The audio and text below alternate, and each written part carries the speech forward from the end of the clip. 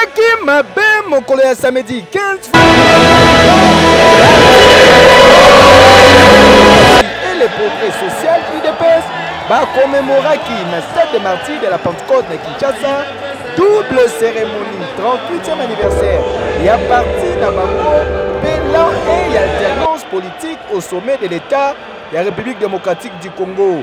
Na présence, il y a président, il y a UDPS, cadre, militants, ainsi que partis alliés na parti présidentiel UDPS. Tout le monde qui est sous présence remarqué, il y a Mwana Mboka, Alain Mbolela, le jeune dynamique, Baki Selakaye, Donald Trump, Oyo Atiraki Mikili ya poto, po aya ko représenter ba Congolais ya diaspora na dite cérémonie.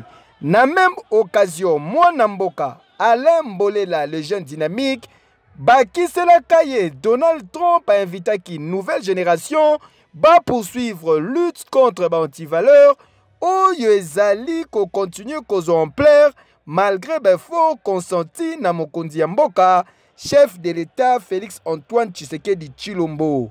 C'est un parti historique de la République démocratique du Congo par rapport à Makambo, parti où mona bato belé bakufa et belé babukana makolo et belé balimwa to ebipete place bazali, mais grâce à papa Etienne Tshisekedi wa Mulumba na force azalaki nango toujours ko pesa que état de droit et fana na mboko lelo IDP saisi pouvoir et 38 ans ça s'est fait. Oyo ezo justifier présence nanga webi que na vivaka na mboka te na vivaka libanda na États-Unis.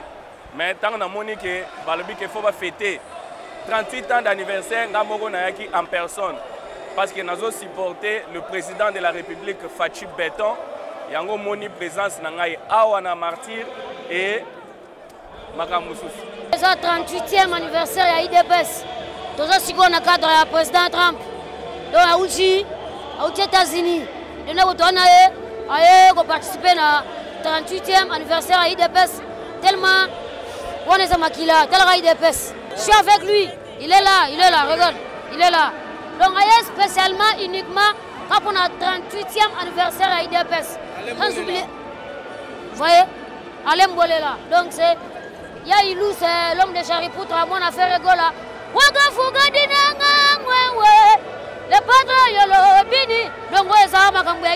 Avant, il y a réaffirmé soutien na l'action, il y a président de la République, a fait, il y a honoré mémoire et vision, il y a fait Etienne Tshisekedi wa Mulumba, pour les alaki de se résumer dans le mot d'ordre du peuple.